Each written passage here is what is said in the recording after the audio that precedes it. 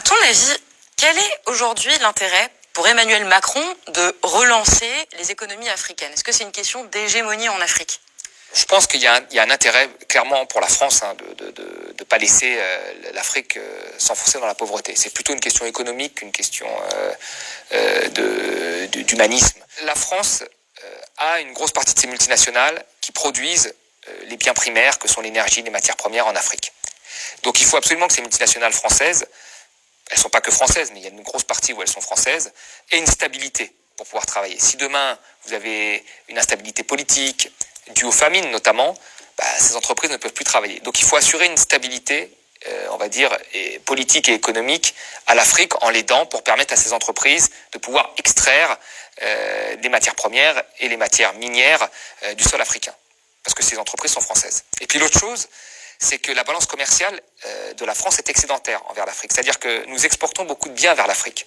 Donc si l'Afrique n'a pas les moyens de nous les acheter, il y a moins d'exportation pour nos entreprises. Et s'il y a moins d'exportation, il y a moins de bénéfices. Donc le but en fait du maintien de l'Afrique dans une condition, on va dire, intermédiaire, c'est-à-dire qu'elle puisse acheter nos biens et qu'on puisse extraire ces matières premières, c'est la nécessité pour que notre économie fonctionne bien. Et c'est le but du sommet là en fait. Donc on va injecter quelques liquidités pour qu'elle aille un peu mieux et pour qu'on puisse toujours commercer dans les deux sens avec elle. Mais aucunement, ce sommet n'a pour but de sortir l'Afrique de la pauvreté et de la mettre sur la voie du développement. Parce que ni nos entreprises qui sont sur place, ni nos entreprises qui sont en France et qui exportent vers l'Afrique n'ont intérêt, in fine, à ce que l'Afrique s'en sorte mieux. Parce que si l'Afrique s'en sort mieux, il y a une partie de nos multinationales qui devront rentrer chez elles, et il y a une partie des biens qui seront produits directement en Afrique, et nos entreprises françaises n'auront pas besoin, ne pourront plus les exporter. Donc le but est toujours de maintenir l'Afrique dans une position plutôt intermédiaire, suffisante, qu'elle ne tombe pas dans le chaos, mais qu'elle ne se développe pas non plus. Et c'est un peu l'objet de ce sommet où on annule un petit peu de dette, où on donne un petit peu d'argent par-ci par-là, sans que ce soit un grand virage économique pour l'Afrique. Est-ce qu'aujourd'hui, l'Afrique, elle a besoin d'une intervention de l'Occident sur son économie? Qu'est-ce qui l'empêche, en gros, de s'en sortir seule? Alors, déjà, ce qu'il faut globalement se développer quand on est un pays pauvre dans une économie dans une économie mondiale où il y a déjà des pays développés, c'est très difficile. Surtout dans une économie mondiale où on prône à l'Organisation mondiale du commerce le libre-échange. C'est-à-dire qu'on ne peut pas vous apprendre à fabriquer des voitures si vous avez juste acheté des voitures à l'étranger. On ne peut pas vous apprendre à fabriquer, je sais pas moi, un bien produit fini quand il peut être produit ailleurs. Et donc ça met en fait tous ces pays dans une trappe à sous-développement. Ça c'est une réalité. Donc c'est très difficile pour ces pays de se développer. Mais nous avons vu quand même ces derniers temps un certain nombre de pays qui étaient très pauvres, qui ont réussi à prendre la voie de l'émergence, et elle s'est toujours fait en ayant une politique plus agressive que celle qui est faite en Afrique. Le Vietnam, par exemple, avait une politique, quand c'était un pays pauvre, très agressive. Enfin, les investissements directs étrangers ne venaient pas s'installer comme ça au Vietnam. Il y avait du pétrole au Vietnam, ça a mis un temps fou de négocier l'extraction de ce pétrole, parce qu'il fallait reverser une partie à la région, mais aussi une partie au nord, et ainsi de suite. Et là, en Afrique, nous avons les contrats de partage de production qui sont les plus défavorables au pays. Donc il y a un problème quand même d'agressivité des dirigeants africains dans la négociation de l'extraction minière. Et puis après, il y a toute la question du financement et des plans d'ajustement structurel du FMI dont on va parler, qu'ont subi l'Afrique. L'Afrique a été un véritable laboratoire des politiques d'ajustement structurel du FMI, avec des conséquences très négatives sur la lutte contre la pauvreté. Alors justement, en parlant du FMI, un membre de la diplomatie française a déclaré que, a priori, le FMI pourrait débloquer 34 milliards de dollars en droits de tirage spéciaux. Alors déjà, qu'est-ce que c'est exactement que les droits de tirage spéciaux, et est-ce que ça annonce un plan de relance sur le continent africain? Alors les droits de tirage spéciaux, c'est une monnaie du FMI qu'on met à disposition des pays, voilà, pour leur balance des paiements, alors soit pour stabiliser leur monnaie, leur politique monétaire parfois, soit pour acheter des importations. Mais il ne faut pas penser que c'est de l'argent qui est donné gratuitement. Le FMI ne donne jamais de l'argent gratuitement, il faut l'avoir en tête. Le FMI a des objectifs politiques qui est de libéraliser l'économie. Donc cet argent est donné, mais souvent il est donné en échange de réformes à effectuer. Et les réformes, on les connaît. Ce sont des réformes, privatisation, etc.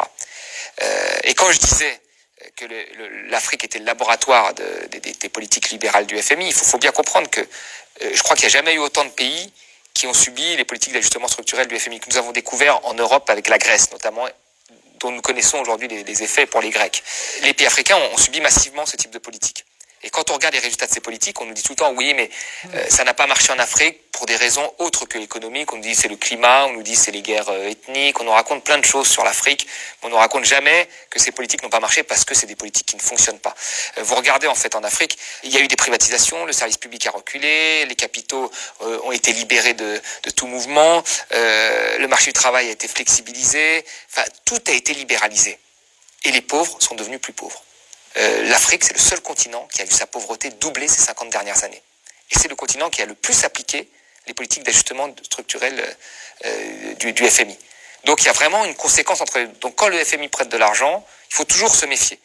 Et je veux dire, aujourd'hui, sortir l'Afrique des politiques imposées par les bailleurs de fonds, moi je pense que c'est déjà une première étape pour que l'Afrique se développe. Je rappelle quand même quelques chiffres, c'est important.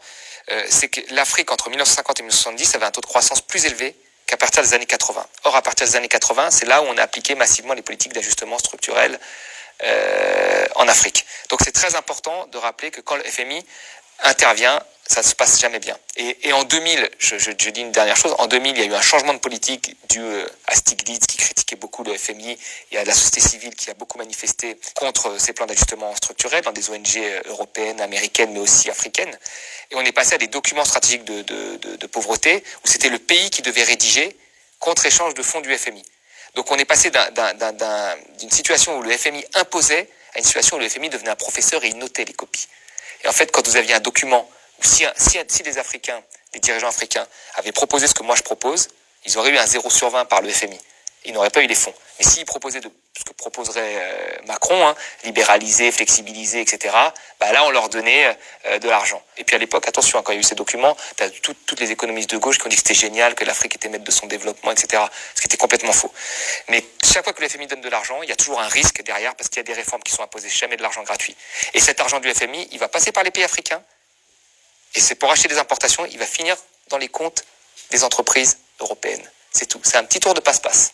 Alors, je voulais aussi revenir sur une déclaration de Bruno Le Maire, dont on regarde un petit extrait tout de suite. Ce qui sauvera l'économie africaine, j'en suis convaincu, c'est l'entrepreneuriat africain, c'est les PME africaines, c'est l'esprit d'entreprise qui anime beaucoup de jeunes dans les États africains. Et moi, je dois dire mon admiration pour tous ces jeunes entrepreneurs que je rencontre, toutes ces femmes entrepreneurs que je rencontre, parce qu'elles ont beaucoup de difficultés à lever les financements nécessaires. C'est cet esprit d'initiative et d'entreprise que nous voulons soutenir. Alors, pour Bruno Le Maire, les économies africaines sont un atout majeur et la jeunesse est habitée par l'envie d'entreprendre. Est-ce que le mythe de la Startup Nation, le mythe du business angel, est-ce que c'est vraiment ce qui habite l'Afrique? Et ces propos, est-ce qu'ils illustrent une vraie réalité? Là, on est toujours dans le même mythe, le mythe de l'esprit d'entreprise. En fait, si les Africains réussissent pas, c'est parce qu'ils n'ont pas l'esprit d'entreprise. Alors que nous, on l'a beaucoup en France et en Europe. C'est un peu ça. Alors ça montre une vraie méconnaissance, moi je trouve, des problèmes de l'Afrique et de l'Afrique en général. Alors il a raison quand il dit qu'il y a beaucoup d'entrepreneurs en Afrique, mais il n'y a que ça. Tout le monde est entrepreneur de soi-même, c'est des entrepreneurs de survie. Vous avez des pays où 70% de la population vivent en auto-entrepreneur quasiment. C'est-à-dire que c'est des petits entrepreneurs de la vie quotidienne. Vous savez, quand vous avez des défaillances des institutions, des défaillances de marché, vous les comblez avec une forme d'entrepreneuriat privé de survie. C'est-à-dire que vous allez dans une administration, vous faites 3 heures de queue. Ben, vous avez des gens qui sont des gens qui se font payer pour faire la queue à votre place. C'est leur métier. Ils ont monté cette entreprise, ils disent tiens, il y a un problème, une défaillance, on attend 3 heures pour faire la queue. Moi, je vais créer mon entreprise, je fais la queue à ta place, tu me donnes de l'argent. Et donc tu fais la queue, l'autre il va au café, voilà. Vous avez des gens qui sont en même temps fonctionnaires, mais comme l'État a des retards de paiement parfois, ben, ils montent leur petite entreprise pour faire du café devant le fond. Enfin, tous ce sont des auto-entrepreneurs. Vous avez tous les métiers possibles et inimaginables qui ont été inventés en Afrique. Donc les gens, ce sont des entrepreneurs nés, beaucoup plus qu'en France. Ça, il faut dire la vérité. Le Bénin, par exemple, 70%, ce sont des auto-entrepreneurs. En France, les auto-entrepreneurs, c'est 5-6% à peine. Je veux dire, 50% de la population française, elle bosse dans des grandes entreprises intermédiaires de plus de 250 salariés. Donc l'Afrique, elle n'a pas besoin d'entrepreneurs. Elle en a déjà plein. Elle a besoin surtout d'industrie. C'est hyper paternaliste en plus de qualifier ces personnes qui survivent en tentant de pallier les défaillances du système de business angel ou d'auto-entrepreneur ou quoi que ce soit. Enfin, c'est différent d'un auto-entrepreneur français. Bah, bien sûr, là, il y a un mythe du super-héros entrepreneur qui pourrait réussir seul. Mais quand vous regardez en Afrique, même quand vous regardez les plus grands chefs d'entreprise africains, c'est des gens qui sont extrêmement innovants, qui ont inventé des choses. Mais souvent, l'accès au financement, les banques n'ont jamais voulu leur prêter d'argent ou à des taux mirobolants. Donc c'est souvent des entreprises étrangères, par exemple comme Total, qui sont obligées d'investir dans des provisions d'investissement diversifiées, c'est obligatoire, et qui vont prendre le capital d'un start-upper, on va dire, ou d'un grand entrepreneur africain, et lui permettre d'avoir des fonds, et lui, il va s'enrichir, mais voilà. Et vous avez après toute cette petite, tout le reste de la population qui est un entrepreneuriat de survie. Mais aujourd'hui, ce qui manque à l'Afrique, quand on regarde, l'Afrique, la plupart des biens qu'elle produit et qu'elle exporte, ce sont des biens primaires, c'est-à-dire des matières premières, de l'énergie. Et ces matières premières d'énergie, elle n'arrive même pas à le transformer sur place. C'est-à-dire que par exemple, un pays comme le Congo, il exporte du pétrole, le pétrole est transformé en essence en France, et elle importe de l'essence. Alors elle pourrait transformer son pétrole en essence chez elle. Donc là, elle aurait une industrie qui permettrait d'employer des Congolais, voilà, et de transformer un produit qui vient de chez elle. Et bien, il n'y a même pas ça. Mais ça, personne n'en parlera, parce qu'à qui ça profite de transformer? Ça profite aux industries européennes. Donc personne ne dira, le problème de l'Afrique, c'est le franc CFA. Enfin, j'ai jamais vu, moi, un pays qui n'ait pas sa propre monnaie, qui ne soit pas souverain de sa propre monnaie. Quand un étudiant, quand Macron était en visite en Afrique, qu'il a tutoyé un président qui allait comme ça en disant qu'il allait réparer la clim, on s'en souvient ça, on le tutoyait, on reste ici, tu vas réparer la clim. Soit dit en passant, quelqu'un qui a vécu en Afrique sait qu'il y a quand même un respect des anciens qui est un peu plus élevé, on va dire, que chez nous. Après, un étudiant lui a posé, trié sur le volet, parce que les étudiants étaient triés sur le volet. Dehors, ils manifestaient, dedans, ils devaient être avec Macron.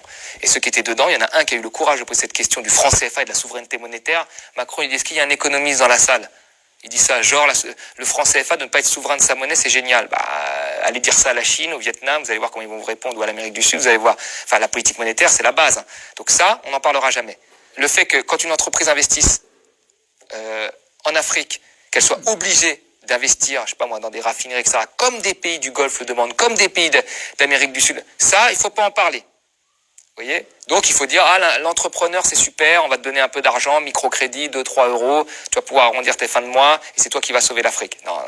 Si on veut un vrai plan pour sauver l'Afrique, il faut, moi je l'ai dit, que les dirigeants soient un peu plus agressifs dans les négociations. Ils peuvent le faire aujourd'hui parce qu'ils ont le choix avec des pays comme la Chine qui sont intéressés par leurs matières premières. Et donc il faut qu'ils fassent jouer cette concurrence pour être plus agressifs, comme l'Amérique du Sud, comme sont les pays du Golfe. Il faut qu'ils exigent que les entreprises multinationales, qui sont principalement européennes, qui viennent tirer leurs matières premières, réinvestissent dans l'économie locale pour qu'ils puissent transformer leurs produits finis. Ça, ce sera la première étape. Le reste, les institutions, la baisse de corruption, elle viendra après, comme ça a été le cas chez nous quand on s'est développé. Le 9 mai